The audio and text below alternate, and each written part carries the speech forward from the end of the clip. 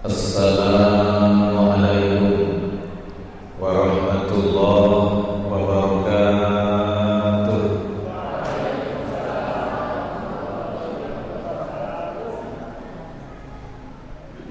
Alhamdulillahi wa kafa, wassalamun ala ibadihi alladhina astafa wa ba'd. Asbahna ala fitratil Islam wa kalimatil ikhlas wa ala dini nabiyyina Muhammadin sallallahu alaihi wasallam wa ala millati abina Ibrahim hanifan wa ma kana minal musyrikin. Direktur LPIT Harapan Umat Purbalingga serta seluruh jajaran yang kami muliakan, segenap guru, pendidik, ustaz dan ustazah di lingkungan Lembaga Pendidikan Islam Terbaru Harapan Umat Purbalingga yang kami cintai, Bapak Ibu, seluruh wali murid di keluarga besar LPIT Harapan Umat Purbalingga, khususnya yang hadir di acara Gerakan Orang Tua Mengaji pagi hari ini yang kami muliakan, serta anak-anak kami tadi yang sudah membacakan ayat-ayat suci Al-Quran, surat An-Nazi'at. InsyaAllah ayat-ayat yang tadi dihafal oleh anak-anak kita menjadi modal dalam kehidupan mereka nanti di masa depan. Kita sebagai orang tua sudah membekalinya. Mudah-mudahan dengan bekal tersebut anak-anak kita selalu berada di dalam perlindungan Allah, berjalan di dalam pedoman-pedoman kebenaran, meraih kesuksesan bukan hanya di dunia, insyaallah di akhirat nanti. Amin ya rabbal alamin. Bapak Ibu yang kami muliakan, pada pertemuan kita di pagi hari ini kita melanjutkan pembahasan mengenai parenting Qur'ani. Yang pada pertemuan kita di pagi hari ini kita akan melihat potret dari keluarga Nabi Ibrahim dan Nabi Ismail. Di dalam Al-Quran memang ada khusus surat yang dinamai dengan surat Ibrahim. Mungkin kapan hari kita akan mengkajinya, walaupun isi surat itu tidak keseluruhan membahas mengenai kehidupan Nabi Ibrahim alaihissalam. Kalau surat tentang Yakub tidaklah khusus Yakub, tapi ada surat yang disebut dengan surat Bani Israel. Tentu sedikit banyak juga berbicara tentang Nabi Yakub alaihissalam. Pada pertemuan ini Bapak Ibu, kita akan mengkaji setidaknya 3 ayat di dalam Al-Quran. Meskipun pendekatannya menggunakan tekstual, yaitu ayat-ayat Al-Quran,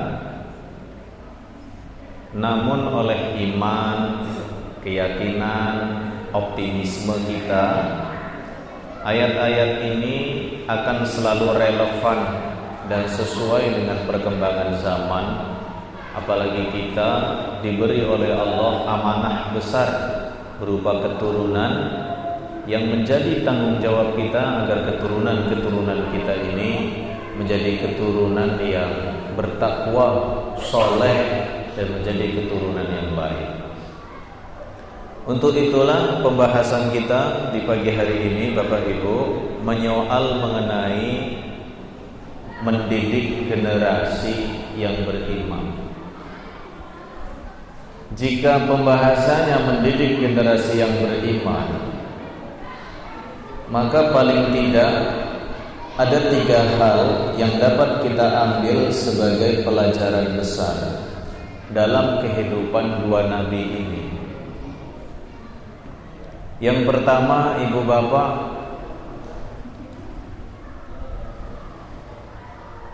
bahwa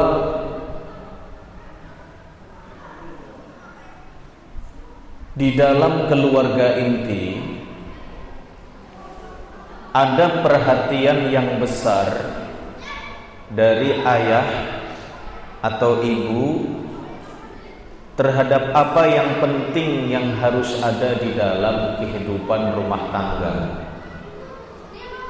Mungkin jika manusia tumbuh oleh pemikiran-pemikiran kapitalis atau pemikiran-pemikiran hanya materialistik saja, maka mungkin dia akan memandang yang penting di dalam dunia ini adalah hal-hal yang bersifat materi dan kebendaan itu. Namun bagi manusia yang beragama, maka dia akan mengerti bahwa yang prioritas dan besar serta utama dalam kehidupan ini adalah keimanan. Maka topik-topik dan pembicaraan di dalam keluarga itu banyak berkaitan tentang keimanan. Ayat yang kita kaji ma'asyiral mukminin adalah ayat ke-133 di surat Al-Baqarah. Di bagian pertama kita ingin memberi titik tekan Bapak Ibu mengenai pentingnya memberi perhatian pada aspek keimanan yang lurus di dalam keluarga. Allah Subhanahu wa taala berfirman, "Am kuntum syuhada?" Apakah kalian menjadi saksi? Ayat ini dulu punya latar belakang peristiwa. Saat itu sekelompok orang Yahudi datang menemui baginda Nabi Agung Muhammad sallallahu alaihi wasallam. Orang-orang Yahudi ini menyampaikan mengenai peristiwa masa lalu ketika Nabi Yakub akan wafat. Misalkan di dalam kitab tafsir Al-Baghawi Ma'alim fit Tanzil disebutkan dialog antara orang Yahudi dengan baginda Nabi. Kata orang Yahudi, "Alasta ta'lamu ya Muhammad?" Tidakkah engkau tahu wahai Muhammad, anna Ya'qub, bahwa Ya'qub itu yauma mata, ketika dia akan wafat, ausa banihi bil yahudiyah, dia memberi wasiat kepada putra-putranya agar menganut agama Yahudi.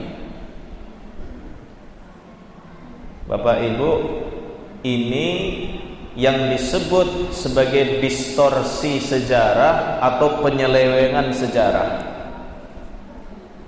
Datang mereka kepada baginda Nabi bahwa isi wasiat Nabi Yakub itu bukan soal Islam, tapi isi wasiatnya adalah berwasiat agar putra-putra Nabi Yakub itu beragama Yahudi. Bapak Ibu, begitu orang-orang Yahudi ini selesai menyampaikan statement mereka kepada baginda Nabi, lalu datang malaikat Jibril membawa wahyu dari Allah untuk disampaikan kepada baginda Nabi Agung Muhammad sallallahu alaihi wasallam. Pernyataan Yahudi ini langsung diluruskan oleh Allah. Allah berfirman, "Am kuntum syuhada'a idh hadara Ya'qubal maut?" Kalian orang Yahudi yang mengatakan bahwa Yakub itu berwasiat bahwa anak-anaknya harus beragama Yahudi, apakah kalian waktu itu hadir ketika Nabi Yakub sakaratul maut? Ini pertanyaan Bapak Ibu. Tentu jawabannya nopo? Ya, kami tidak hadir. Karena tidak hadir berarti mereka tidak menjadi saksi atas peristiwa tersebut. Maka turun ayat ini meluruskan sejarah itu, bahwa memang kadang-kadang Bapak Ibu dalam beberapa hal sejarah itu selalu diselewengkan demi kepentingan-kepentingan tertentu, termasuk oleh Yahudi sendiri. Karena mereka tidak beriman kepada kenabian baginda Nabi, lalu mereka membuat sejarah palsu bahwa tidak ada Islam, tidak ada agama yang baru setelah agama Yahudi, bahwa agama yang benar itu adalah agama Yahudi. Lalu peristiwa itu diluruskan oleh Allah. Isinya Bapak Ibu bisa dilihat di dalam teks ayat Al-Quran ini, nas Al-Quran ini. Ingatlah, para alim ulama, guru-guru kami selalu memberi nasihat ketika mengkaji ayat-ayat Al-Quran yang di dalamnya ada kata il. Il itu menunjukkan bahwa kita, ibu bapak, diminta untuk memberi perhatian yang besar terhadap apa yang akan nanti disampaikan oleh ayat ini. Karena pentingnya sesuatu yang akan disampaikan setelahnya, jadi perlu diingat. Apa peristiwanya Bapak Ibu? Qala libanihi, ketika Yakub alaihissalam berkata kepada putra-putranya. Siapa putra-putra Nabi Yakub ketika itu? Di antaranya adalah Nabi Yusuf alaihissalam. Sinten malih Pak? Bunyamin. Dan yang lain-lain, ma'asyiral mukminin, ada sekitar 12 putra Nabi Yakub. Nabi Yakub dalam sejarah ketika menyampaikan wasiat ini, beliau berada di Mesir, Pak. Memang Nabi Yakub itu lahir di Palestina. Zaman dulu Palestina itu disebut sebagai Kan'an, sebuah tempat. Sehingga para sejarawan menyebutnya sebagai Ardul Anbiya, negerinya, buminya para nabi. Dari 25 nabi dan rasul yang kita baca di dalam Al-Quran, 18-nya itu turun di Palestina. Banyak banget Bapak Ibu, okay? Kita yang Indonesia siji bae ora kebagian. Mereka ini 18 Pak, diborong semuanya. Sudahlah 18, sudah begitu tidaklah mereka ikuti. Ada yang ditentang, ada yang dibunuh dan yang lain-lain. Nabi Yakub pindah ke Mesir. Karena memang putranya pada waktu itu menjadi penguasa di Mesir, yaitu Nabi Yusuf alaihissalam. Ketika akan wafat, di antara wasiat Nabi Yakub adalah, nanti kuburkan saya di tempat kelahiran saya di Palestina. Maka kita tidak menemukan kuburan Nabi Yakub itu di Mesir, tapi di Palestina. Saat sedang sakaratul maut di Mesir itulah Bapak Ibu, Nabi Yakub ini bertanya kepada putra-putranya. Ini setelah putra-putranya sudah akur. Kan di pertemuan yang pertama kita kemarin mengkaji mengenai surat Yusuf, ayat 1, di beberapa ayat di awal surat Yusuf. Apa yang ditanyakan oleh Nabi Yakub kepada putra-putranya? Nabi Yakub mengatakan, ma ta'buduna min ba'di. Kalian anak-anakku, apa yang akan kamu sembah nak setelah ayahmu ini tidak ada? Bapak-bapak, panjenengan sampun rencana napa mboten niki? Rencana napa, Pak? Makanya ketika sakaratul maut mengamalkan apa yang dilakukan oleh Nabi Yakub. Kumpullah kabeh. Ngoten Bapak Ibu nggih. Menggunakan bahasa Arab nggih boten napa-napa. Apa yang kalian sembah setelah bapakmu ini tidak ada? Biasanya kalau orang wasiat nopo Pak? Kae nang mburi ana lemah 200 upin bagi-bagian. Napa malih kok? Kae nopo. Tapi wasiat keimanan kadose langka Bapak Ibu. Mungkin ada di beberapa. Karena kami beberapa kali menghadiri saat seseorang itu mengalami sakaratul maut Bapak Ibu. Tapi kalau orang lagi sakaratul maut biasanya sih mboten niku nggih.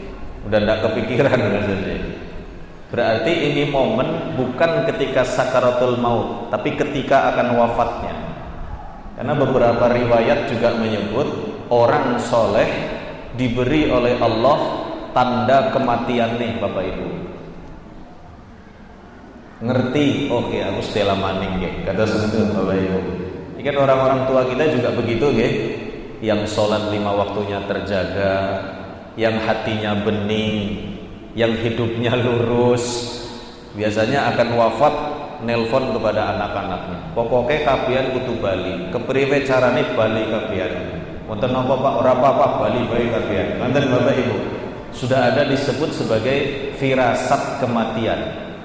Nabi Yakub mengalami ini Bapak Ibu. Angger kelase Nabi sih sampun wonten informasi saking sinten Pak? Israel nggih. Agar kita sakit napa mboten pesen. Malaikat Israel istilah maning ya, jadi cabut disit. Lantas apa jawaban yang disampaikan oleh putra-putra Nabi Yakub alaihissalam untuk menenangkan hati sang ayah dengan pertanyaan berkaitan dengan keimanan ini Bapak Ibu? Putra-putranya mengatakan na'budu ilahaka. Bapak, ayah, kami akan selalu menyembah Tuhanmu. Bukan hanya Tuhanmu, napa malih Pak?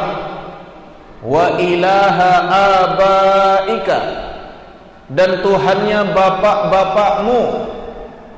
Kalau di istilah orang Arab itu tidak ada istilah kakek, yang ada istilah bapak. Jadi ke atas itu bapak terus Bapak Ibu. Siapa bapak-bapaknya? Nabi Ibrahim alaihissalam. Kemudian sinten Bapak Ibu? Nabi Ismail, Nabi Ishak. Disebut oleh mereka Bapak Ibu. Karena memang jika kita urut mengenai silsilah keluarga Nabi Yakub, bukankah Nabi Yakub ini adalah cucu kandung dari Nabi Ibrahim alaihissalam? Bapak kandung dari Nabi Yakub adalah Nabi Ishak. Mereka mengerti bahwa mereka itu punya paman yang juga menjadi nabi, namanya Nabi Ismail. Ini keluarga nopo Bapak Ibu? Keluarga Nabi. Mereka mengatakan dengan tegas, kami akan menyembah Tuhanmu, wahai bapakku. Kami juga akan selalu menyembah Tuhannya bapak-bapakmu, yaitu Nabi Ibrahim, Nabi Ismail, Nabi Ishak. Ilahan wahidan, yaitu Tuhan yang Maha Esa. Wa nahnu lahu muslimun. Kepada Tuhan, kepada Allah yang Esa itu kami akan selalu berserah diri. Bapak Ibu, ini jawaban yang disampaikan dalam kebersamaan. Jadi mereka menjawab bersama-sama pertanyaan dari sang ayah yang seorang nabi itu. Lihat Bapak Ibu yang kami muliakan, peristiwa inilah yang dikenang di dalam sejarah sebagai besarnya perhatian para nabi itu terhadap keimanan dan keberimanan keluarga inti yang perlu dipastikan sampai akhir dari kehidupan kita. Ma'asyiral mu'minin wal mu'minat rahimakumullah. Jadi peristiwa ayat ke-133 bagi kita sepertinya mungkin masih panjang Bapak Ibu nggih. Maksudnya panjenengan ya putra-putra ini kan masih SD nggih. Jadi kalaupun ada yang SMP, SMA. Kalau kami lihat yang hadir rata-rata ya Yosua ini masih 30-an lah teman-teman. 30-an ditambah pinter Pak. Jadi tesih kamu lah. Karena Nabi mengatakan a'maru ummati baina sab'in wa sittin. Usia umatku itu antara 60 sampai 70. Masyarakat Purbalingga harapan hidupnya 74 tahun, Pak. Berarti masih lama nggih, Pak? Yang usianya masih 40, oh masih nopo niku sudah. Tapi perlu direncanakan nih. Jadi kita sudah punya pengetahuan Qur'ani bahwa dulu Nabi Yakub alaihissalam memastikan apa yang disebut sebagai keberlanjutan iman, Pak. Jadi memang iman ini harus berlanjut. Tanggung jawab keberlanjutan iman itu berada di pundak seorang ayah. Maka kehilangan ayah di dalam keluarga itu sesuatu yang sangat ironis sebetulnya Bapak Ibu. Di sisi lain juga kehilangan ayah di dalam keluarga sesuatu yang sangat berat. Maka agama Islam memasukkan tanggung jawab sosial itu sebagai bentuk perhatian kepada keluarga-keluarga yang sudah tidak lagi punya ayah. Bahkan ada istilahnya nggih Pak, yatim kan ngoten nggih. Yatim itu kan bapaknya sudah tidak ada, artinya ini anak sudah kehilangan sosok yang akan berperan penting, yang akan menjaga keimanan dan keberlanjutan keimanan mereka. Siapa yang akan bertanggung jawab kalau orang tuanya tidak ada lagi ayah? Bapak Ibu yang kami muliakan, ini bagian yang pertama yang kita kaji untuk menjaga dan mendidik generasi beriman ini. Yang kedua, Bapak Ibu yang kami muliakan, yang kita kaji pada pertemuan kali ini adalah ayat ke-128. Masih di surat Al-Baqarah, Bapak Ibu. Di ayat ke-128 di surat Al-Baqarah ini, kalau kita boleh memberi judul sebagai langkah mendidik generasi beriman itu adalah menyelaraskan antara optimisme kita, keyakinan kita terhadap keimanan melalui apa yang disebut oleh para ilmuwan itu dengan istilah teologi doa. Bapak Ibu, kadang kita juga perlu mengambil istilah-istilah yang digunakan oleh para ilmuwan ya. Jadi ada istilah teologi, Pak. Mungkin kalau istilah yang sepadan di dalam kajian Islam itu namanya usuluddin. Usul itu artinya asas atau dasar-dasar, din itu artinya agama. Tetapi makna teologi yang lebih dekat itu adalah cara kita merespon utawi menanggapi seruan Allah. Itu disebut dengan teologi. Berarti panggilan azan, Pak, itu nuansanya teologis banget. Ada panggilan hayya 'alas shalah, hayya 'alal falah. Kita salat napa mboten, Pak? Salat karena merespon panggilan azan itu. Maka salat yang kita lakukan itu nuansanya teologis. Karena kita merespon Allah yang menciptakan kita. Dalam kajian keagamaan juga ada yang disebut dengan teologi doa. Karena Allah lah yang memerintahkan kita, ibu bapak, untuk banyak berdoa. Bukankah di dalam ayat kan banyak sekali ya? Allah memerintahkan kita untuk berdoa. Ud'uni astajib lakum. Berdoalah kalian kepadaku. Permintaannya, perintah Gusti Allah, seruan Gusti Allah. Kalau kalian meminta berdoa kepadaku, pasti akan aku kabulkan. Ini kan seruan Bapak Ibu, panggilan. Lalu kita berdoa apa buatan? Kita berdoa. Nah, saat kita berdoa itu nuansanya teologis. Karena kita merespon dan menanggapi perintah Allah Subhanahu wa taala. Maka dalam kehidupan ini memang ada momen-momen, waktu-waktu tertentu di dalam hidup yang kita merasakan bahwa kita dengan Tuhan itu dekat. Dan di antara yang dekat itu adalah saat kita berdoa. Jajal Bapak Ibu, ada kalau kita lagi donga, itu rasanya dekat napa mboten kita dengan pencipta kita? Dekat, Pak. Sampai menangis, bercucuran air mata. Biasanya donga pas lagi seneng apa pas lagi susah? Dewek angger donga pas lagi butuh apa pas lagi mboten butuh? Biasanya pas lagi butuh. Pas hatine nelangsa, pas hatine lagi gembira. Pas nelangsa nih. Ma'asyiral mukminin yang dimuliakan oleh Allah Subhanahu wa taala. Teologi doa ini yang digunakan oleh Nabi Ibrahim dan Nabi Ismail.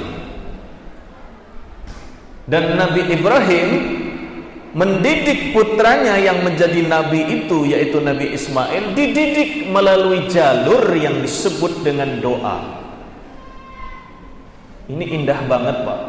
Kalau Bapak Ibu melaksanakan ibadah umroh atau haji, lalu jenengan tawaf di Ka'bah, dimulai dari Hajar Aswad niku nggih, kemudian muter, selesai nanti lalu jenengan sholat menghadap Ka'bah, lalu berdoa di depan multazam.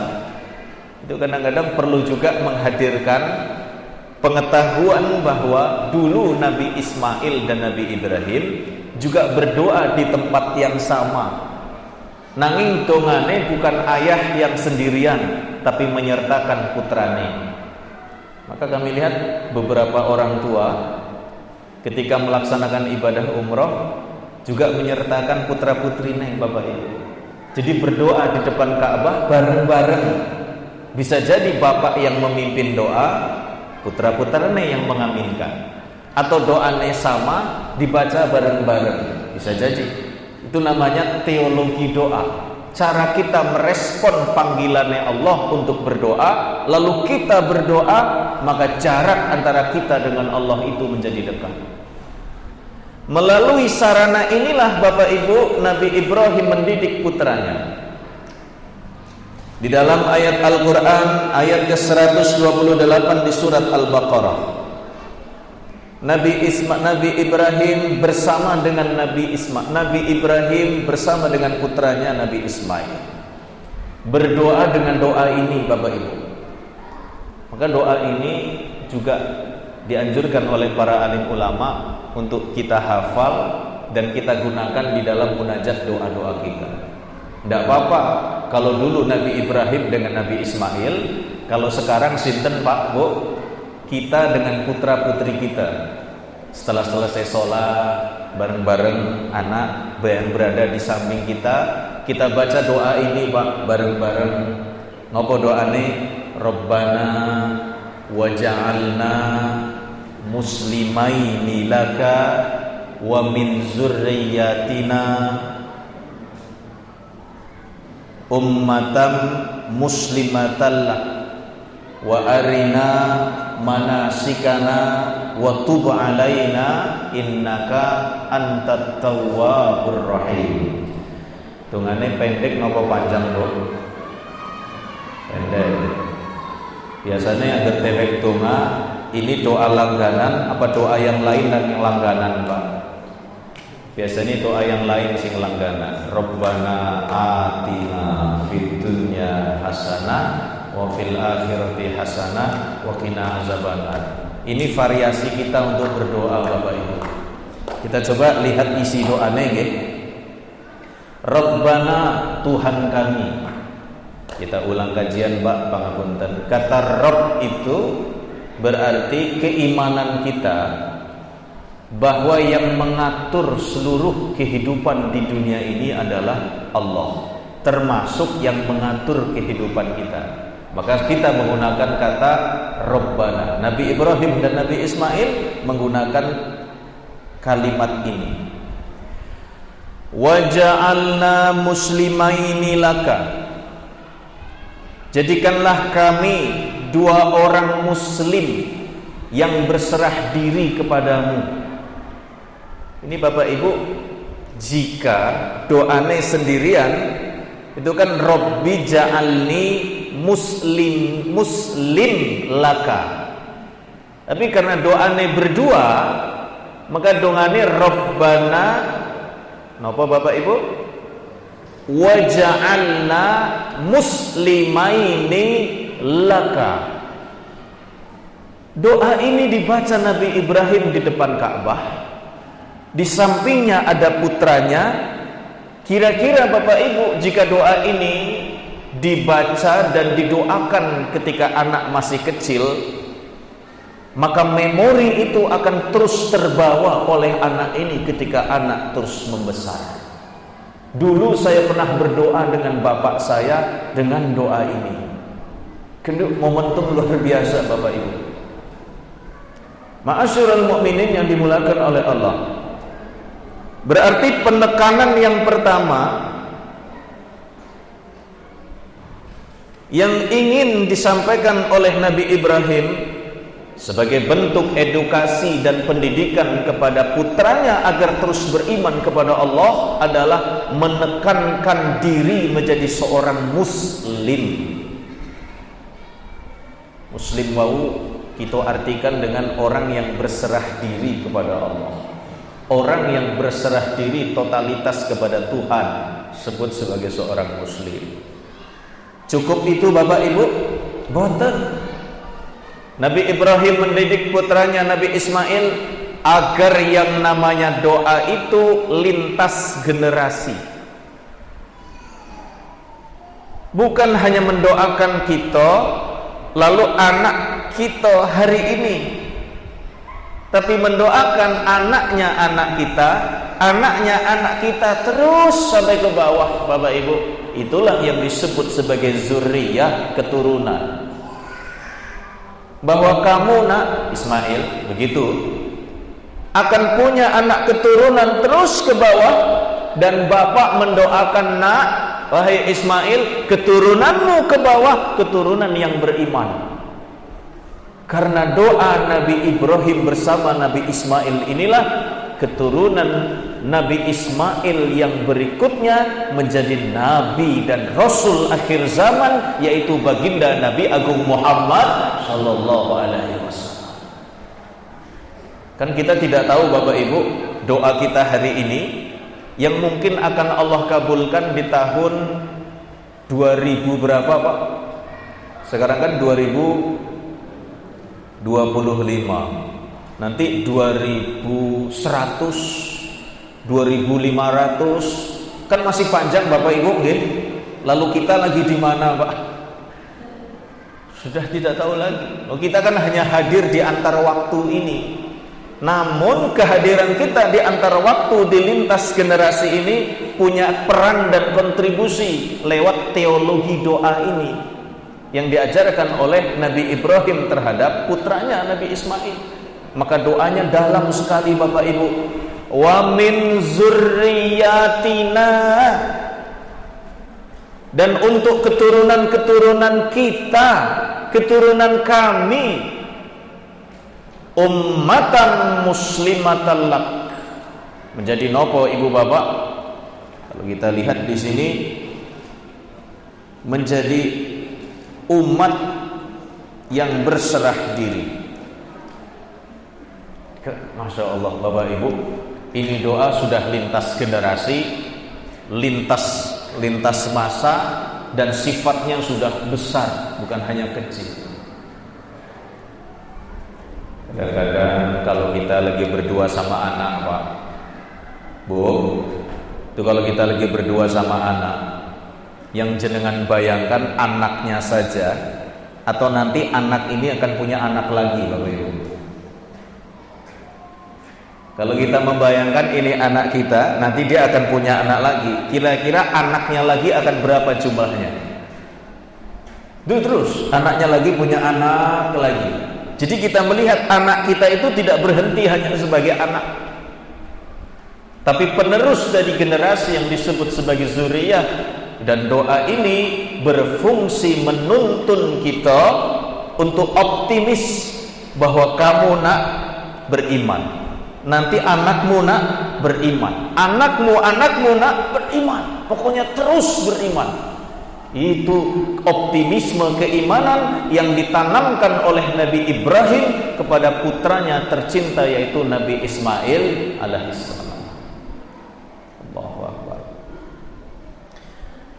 Setelah berdoa tentang Islam dan kemusliman, berdoa mengenai sustainability, keberlanjutan iman itu, Nabi Ibrahim dan Nabi Ismail bareng-bareng berdoa yang berikutnya.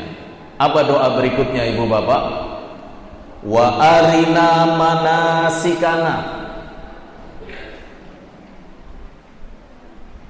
Tunjukkan kepada kami bagaimana tata cara melaksanakan manasik.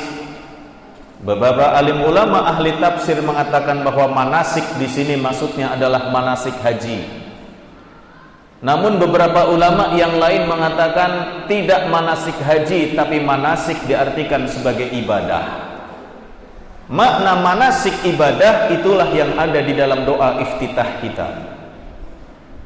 Wajjahtu wajhiya lilladzi fataras samawati wal arda hanifan muslima wa ma ana minal musyrikin. Inna sholati wa nusuki. Nusuk artinya ibadah. Nabi Ibrahim dan Nabi Ismail berdoa kepada Allah, ya Allah, tundukkan tata cara kami di dalam beribadah. Maka ini juga bisa disebut sebagai teologi ibadah. Kita merespon panggilane lan seruane Gusti Allah melalui ibadah. Dan ibadah yang paling mendekatkan kita dengan Gusti Allah adalah salat. Wonten salat, wonten puasa, wonten zakat, wonten haji. Ismail sang putra, Bapak Ibu, dibimbing oleh Nabi Ibrahim, nak, setelah kamu meminta kepada Allah supaya menjadi muslim sampai akhir hayatmu dan keturunanmu, kamu juga minta kepada Allah supaya diajari tata cara beribadah yang baik. Bapak Ibu,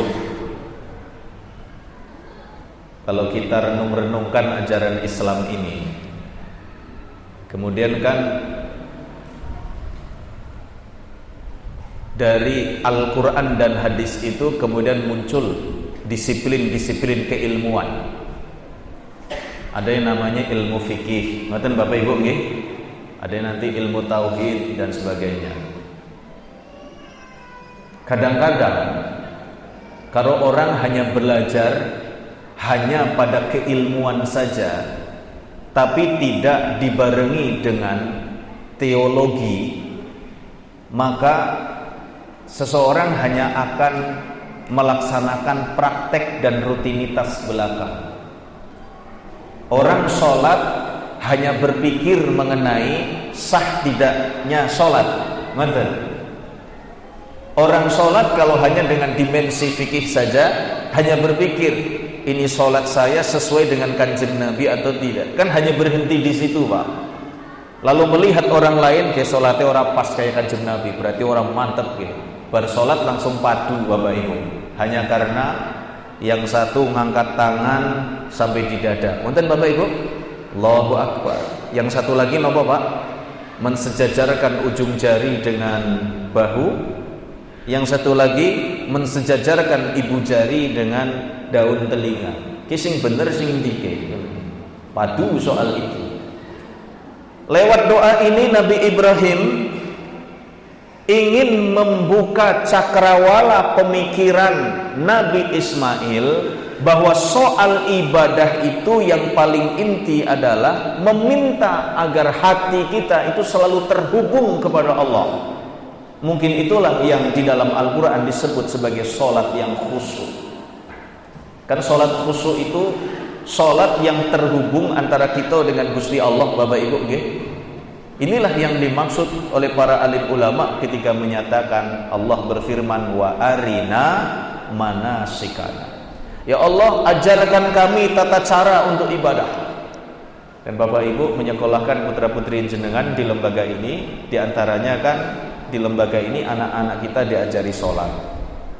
Insya Allah sholat yang membuat anak kita menyadari bahwa diri mereka itu adalah makhluk yang butuh dengan Allah.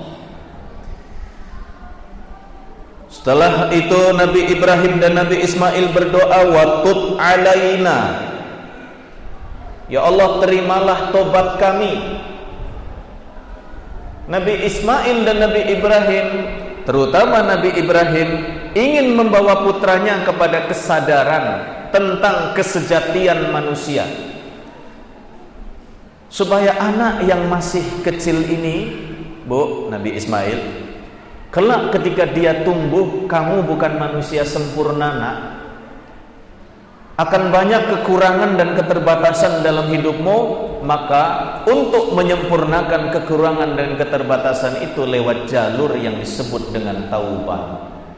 Mungkin dalam hidup nanti kamu akan mengalami nopo Bapak Ibu, turbulensi dalam kehidupan yang membuat kamu akan jauh dari Allah. Maka taubat adalah caramu untuk kembali. Maka doa ini Bapak Ibu artinya meminta kepada Allah agar putra kita atau kita sendiri ketika salah dalam menjalani hidup ini diberi oleh Allah kemampuan dan petunjuk untuk bisa kembali kepadanya.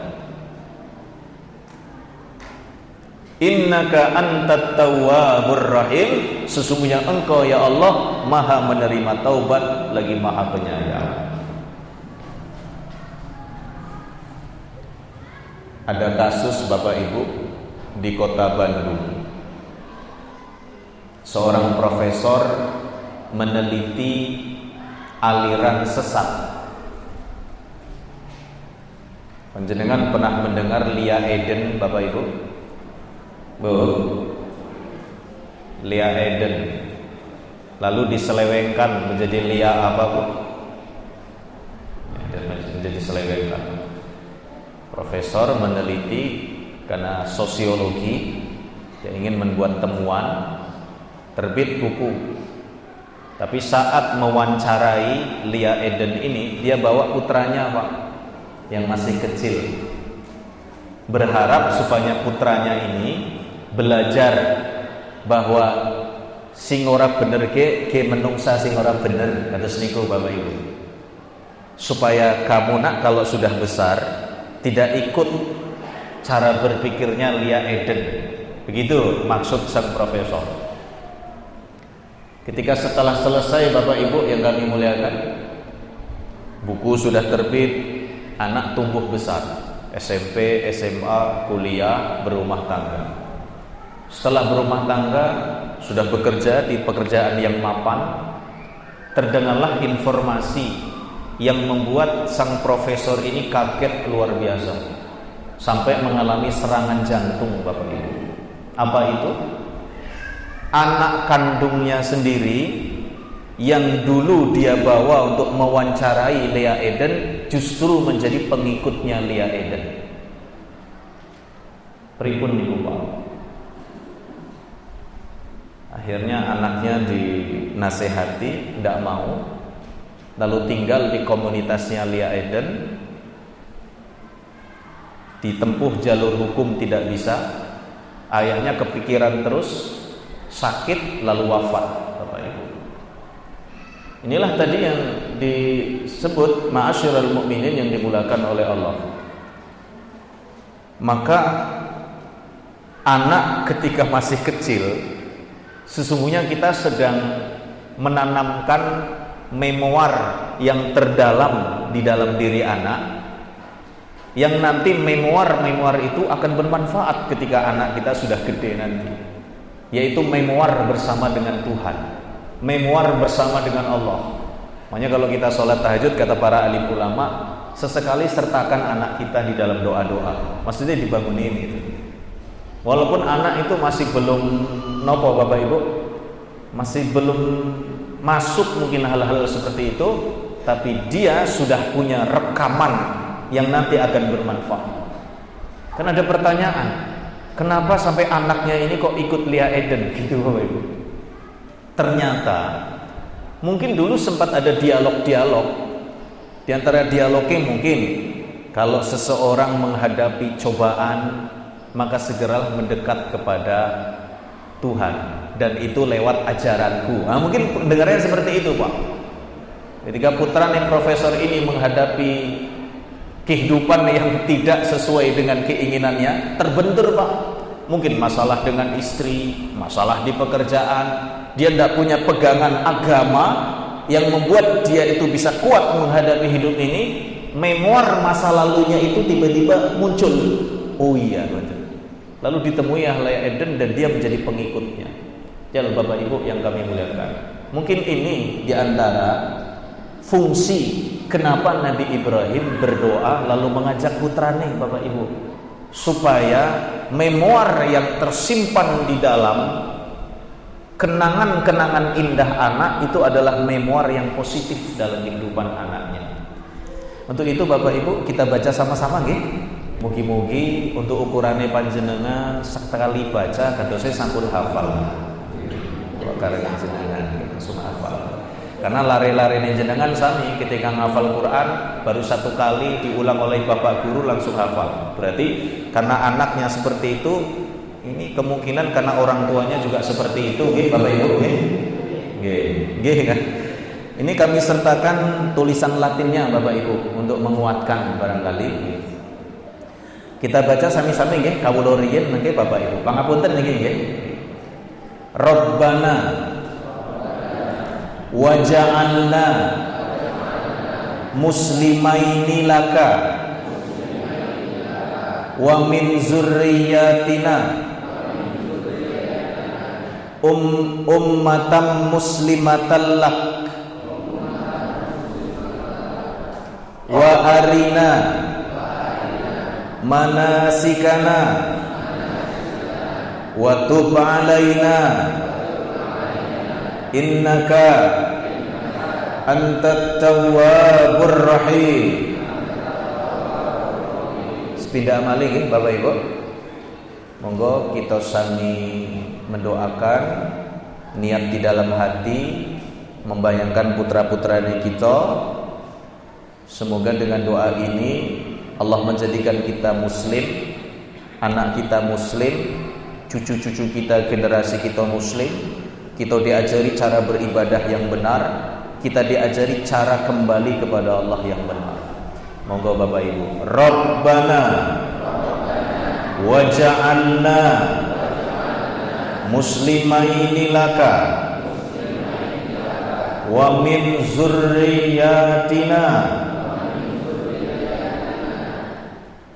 ummatan muslimatan laka wa arina manasikana wa tub alaina innaka antat tawwabur rahim. Amin ya mujibas sa'in. Sampun hafal Pak? Ampun. Ibu-ibu sampun hafal Bu? Sampun, alhamdulillah.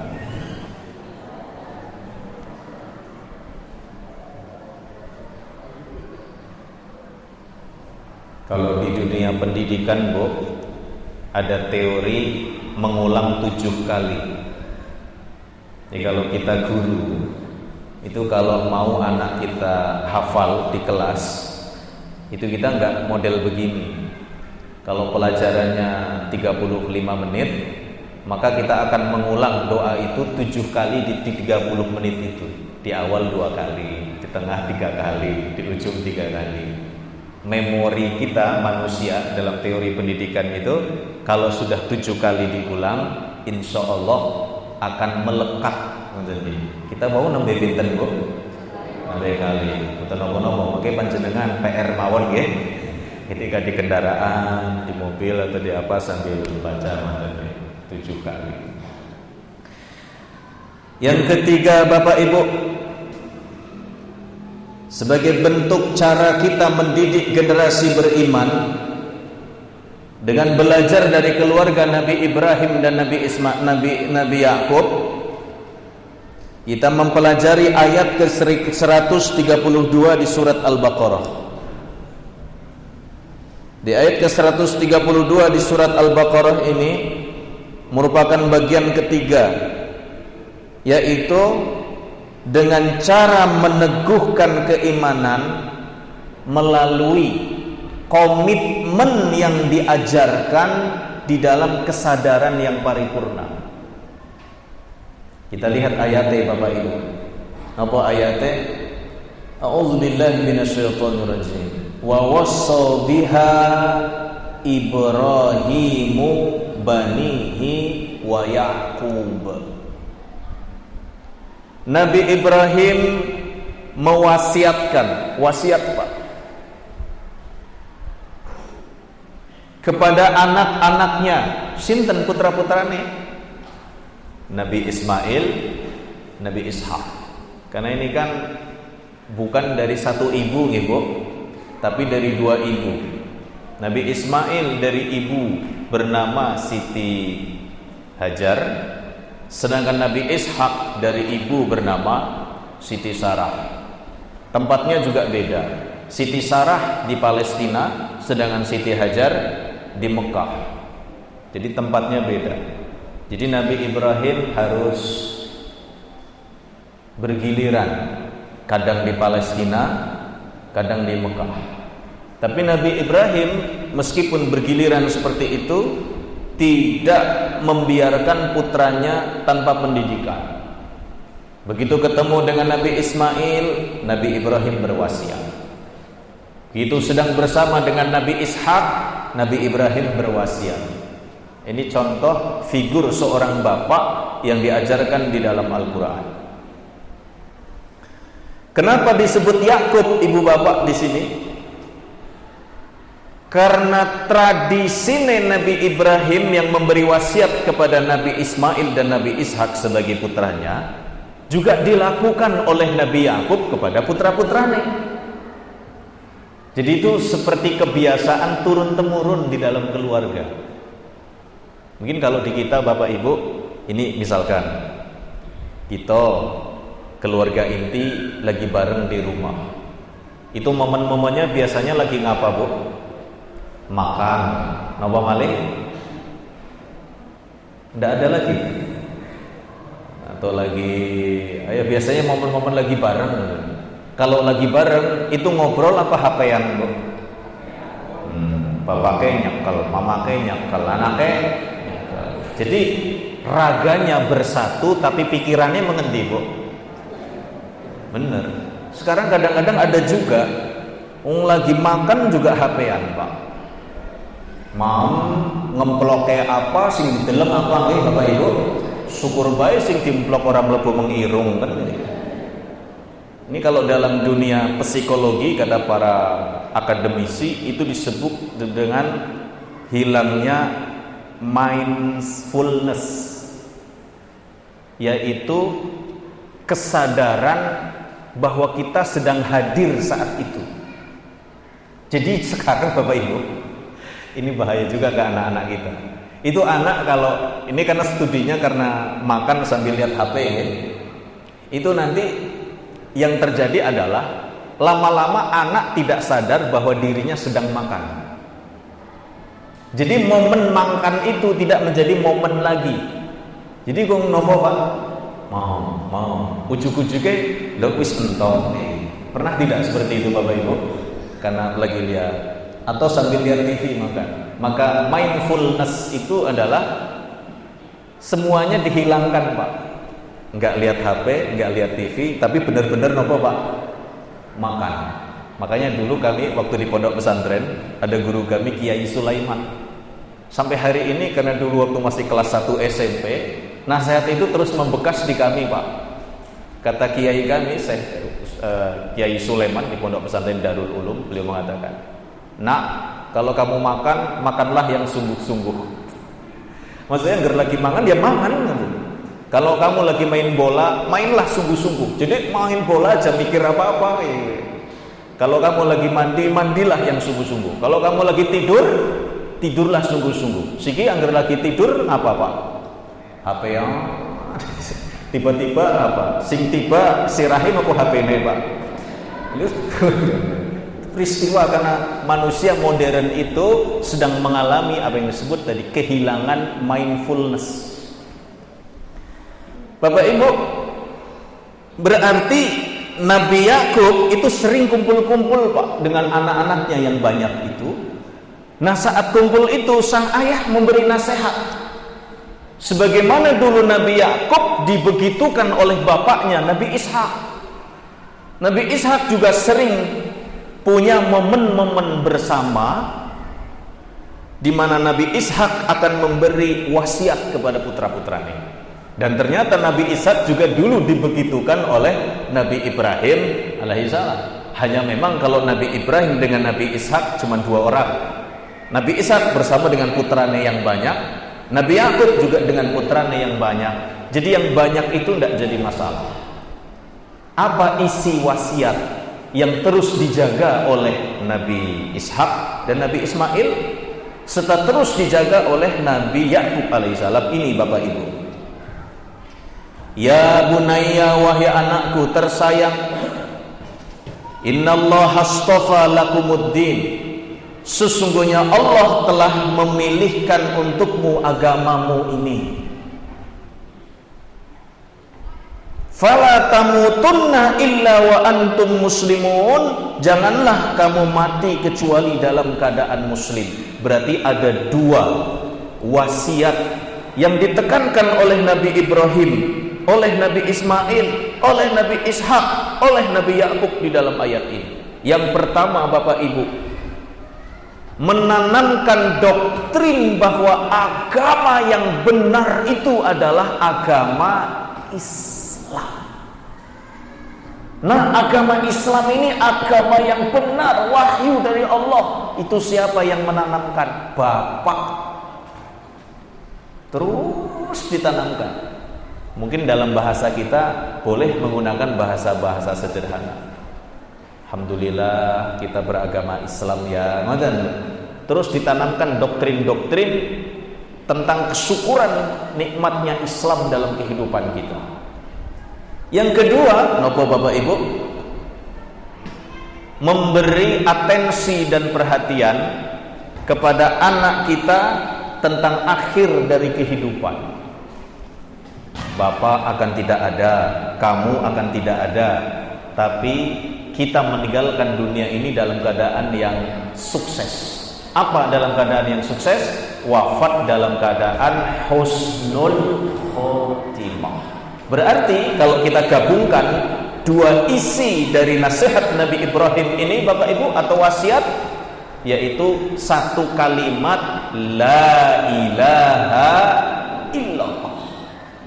Anak kita ajarkan la ilaha illallah, maka anak akan menutup kehidupan ini insya Allah dengan kalimat la ilaha illallah. Bapak Ibu yang kami muliakan, barangkali ini yang dapat kita kaji pada pertemuan yang mulia di pagi hari ini, tentang mendidik generasi yang beriman, belajar dari keluarga Nabi Ibrahim dan Nabi Yakub. Mudah-mudahan ada manfaatnya insyaallah kepada kami secara pribadi dan juga Bapak Ibu yang hadir pada kesempatan yang mulia di pagi hari ini. Mohon maaf atas kekeliruan dan kekhilafan. Nyuwun agung ing pangapunten. Terima kasih atas atensi dan perhatian. Billahi taufiq wal hidayah. Wassalamualaikum warahmatullahi wabarakatuh.